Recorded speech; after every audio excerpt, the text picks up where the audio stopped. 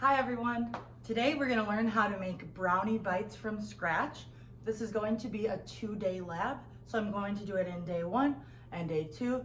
You'll have 2 separate lab plans for this. This lesson is all about the Foods Lab overview, so our objectives are to make sure that you can work together well as a team member and also how to make and follow a lab plan. Day 1, we're really going to focus on proper measurement techniques, and we're going to do all of our pre-measuring. You're going to need 2 small bags, 1 medium-sized bag, 1 gallon-sized bag. You'll also need a label with this information on it: your period, whether you're in A or B day, your lab number and color, and the date. For day 1, you're going to need a serrated knife. Looks like this, it's got little teeth on it. You'll also need a damp towel, your butter, and a cutting board to slice your butter. The recipe calls for 10 tablespoons of butter, and each stick has 8 tablespoons, equaling 1/2 cup. Whole stick of butter and 2 tablespoons from this one. You'll wrap the rest up and put it back in the fridge when you're done. I just sliced up the rest of my butter, so it's all in 2 tablespoon slices. And now I'm going to add my vanilla extract to this bag. As you can see here, I have my 1 teaspoon measuring spoon, and I'm just going to fill up the vanilla until it's perfectly flush with the spoon.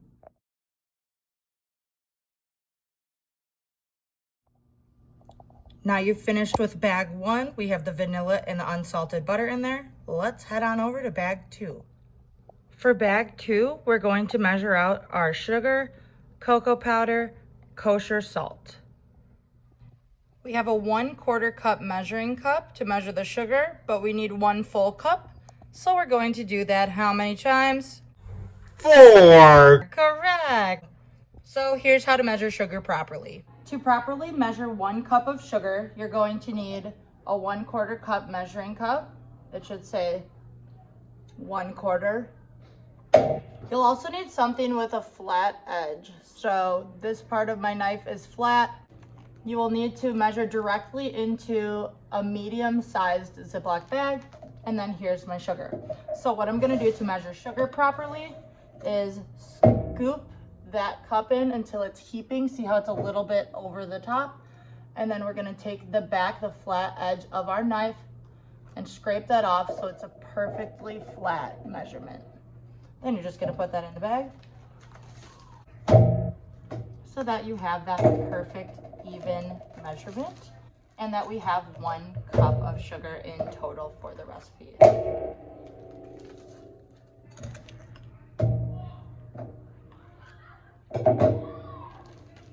All right, so that was the 4th time. At this point, your bag should look like this. To the same bag as the sugar on day 1, you're going to add the cocoa powder. For this, you are going to need a spoon. And what we're going to do to measure it is scoop it right into the 1/4 cup measuring cup. And we're going to just do the same exact thing that we did with the back of a knife. Scrape that off. And that is a perfect measurement for our cocoa powder. We're going to need 3/4 cup in total, so we'll need 3 scoops.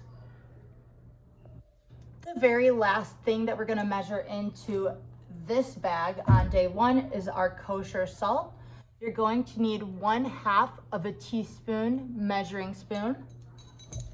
And all you're going to want to do is dip your measuring spoon into the salt, level it off, and then add that to the bag.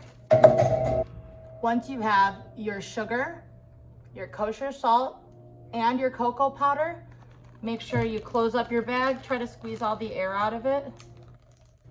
And you are now done with bag number 2. At this point, for the recipe on day 1, we have our butter and vanilla in 1 small Ziploc bag. And we have our sugar, cocoa powder, and kosher salt in a medium-sized bag. For our last bag, we are going to be adding the flour and the mini chocolate chips, and I'll show you how to do that coming up next. To pre-measure our chocolate chips and our flour, we're going to need 1/2 cup of each ingredient. For the mini chocolate chips, you are just going to simply pour or scoop them till there is an even measurement on top, like so, very flat. Oops. And then you'll put that directly into the bag. Again, this is a 1/4 cup measuring cup, so 2 of those will equal 1/2 cup.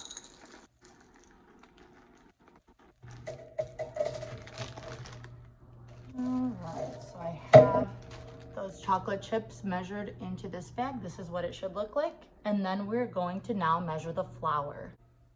Okay, so we are measuring out 1/2 cup of flour, and there's actually a special way to measure flour. You will need a spoon, and you're going to need to fluff up the flour before you measure it. What this does is it makes sure that it's not compacted and weighing itself down. It makes it light and fluffy for the most accurate measurement. Once we do that, we're going to add the same amount of flour as chocolate chips. So we will add 1/2 cup. You will scoop to a heaping scoop. So that means more than what the cup actually holds. See how that's got like a mound on top? Then you're going to take that flat back of your knife, tap it just a couple times lightly, and scrape off any excess until it's a perfectly flat measurement. You'll add that right to your chocolate chip bag, and you'll follow the same process for that other 1/4 cup of flour. Give it a little tap and scrape it till it's perfectly even. So I measured 2 1/4 cups of my chocolate chips and 2 1/4 cups of my flour. This is what your bag should look like when it's finished. Again, squeeze out all the air, close that up, and now you are ready to assemble all of your pre-measured ingredients into one bag. Stay with me. Once you've finished pre-measuring everything, you should have 10 tablespoons of unsalted butter with 1 teaspoon of vanilla extract. You should also have your cocoa powder and your sugar with your kosher salt, and your 1/2 cup of all-purpose flour and 1/2 cup of mini chocolate chips. At this point, you will open up this giant Ziploc bag. Make sure that all the air is squeezed out as much as possible from your other bags, and do the same thing with this large bag. Here is what it should look like when everything is all done and you are finished with day 1. These are what you'll need for day 2. Make sure you grab your prep from day 1 out of the cooler. You'll also need some baking spray. You'll need a sifter, 2 eggs from the fridge. You'll need a rubber scraper, a portion scoop, a medium-sized pot, and some oven mitts. You will also need a cupcake pan. The very first thing you're going to want to do when you get to class on day 2 is to preheat your oven. In order to do that, you are going to press the bake button, not the bake time button. And then you are going to set your oven to 350. Press that bake button one more time. And once it says preheat, you are good to go. To properly spray your cupcake tin, you are going to hold your nonstick baking spray about 6 inches from where you want the spray to go. And you are just going to very lightly coat each one of these spaces. A little hint, put it over your sink to spray, then you won't get all this greasy mess going on when you have to clean your counters. For day 2 of this recipe, when we are going to mix and bake, you're going to need a medium-sized pot. You're also going to need a rubber scraper. And we're going to start by adding the contents of bag 1, which is going to be your butter and vanilla extract, directly to your pot.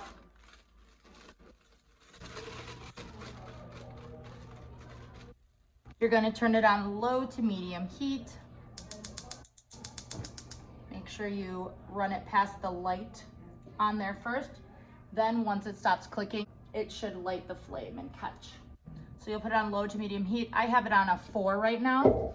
And I'm just going to use my rubber scraper to make sure that the butter is melting and not burning. We'll be back. While this is melting, you should keep stirring it every once in a while, making sure that you keep your rubber scraper on the bottom of the pot. When it's all melted, it will look like this. Take a sifter, it's called a sifter, and you're gonna hang it out, letting that chill on the side of the pot. Then you are going to take your bag number 2, which is the bag with the cocoa powder in it. Be very careful, cocoa powder gets all over. And you are going to dump the ingredients into the sifter, not directly into the pot. Then you will gently sift these ingredients. This is to make sure that if there's any clumps or anything in the cocoa powder, that they do not go into the batter. So see, there's my clumps. So once the contents of that bag has been sifted, go ahead and give this a stir. Make sure if anything gets on the side of the pot that you scrape that off with that rubber scraper. And you should turn your heat down to low at this point. All right, once everything is in, it should look like this.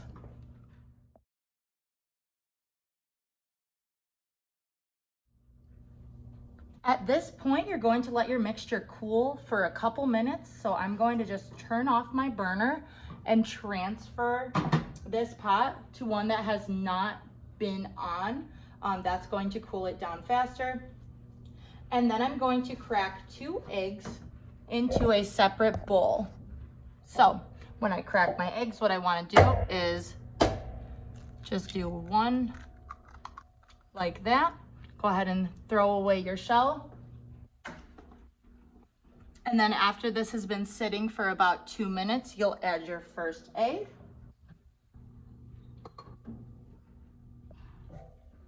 The reason you want to let the mixture sit for a couple minutes is so that the egg does not cook when you're stirring it in.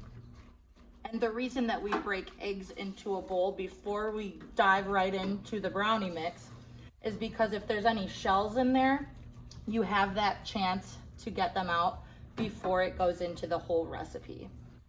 So I have my 1 egg all thoroughly mixed in. I'm gonna do the same thing with my second egg. Crack that right over the bowl. Make sure you clean as you go. Throw away your eggshells. I'm gonna add that second egg to the mix and give it a nice stir. Eggs are going to help these brownies rise, but they are still going to be nice and dense because there's not many other leavening agents in them. No baking powder, baking soda, yeast. It makes things rise. So I now have both of my eggs thoroughly mixed into this brownie batter. The way you can tell is you won't be able to see that there were eggs in the first place. When those eggs are mixed in, you're going to dump bag 3 right on in. That's our chocolate chips and our flour. And you are going to give those a stir. Be careful because that flour will puff up on you.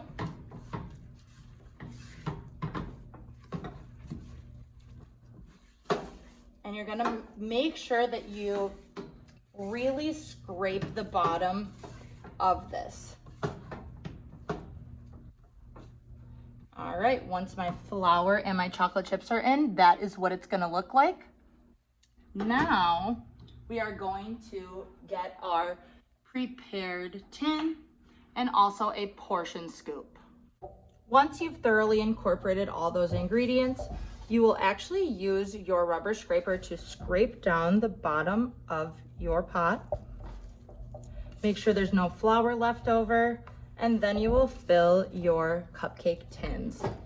How you can do a perfect portion every time is go ahead and dunk this right on into your brownie batter and scrape it on the side so that you have that nice even measurement. And then you will just throw those right on in. The less batter you use, the less time they're going to take to cook, but the more you are going to need to watch them so that they don't get burnt. You are then going to put these into a 350-degree oven that we should have already preheated.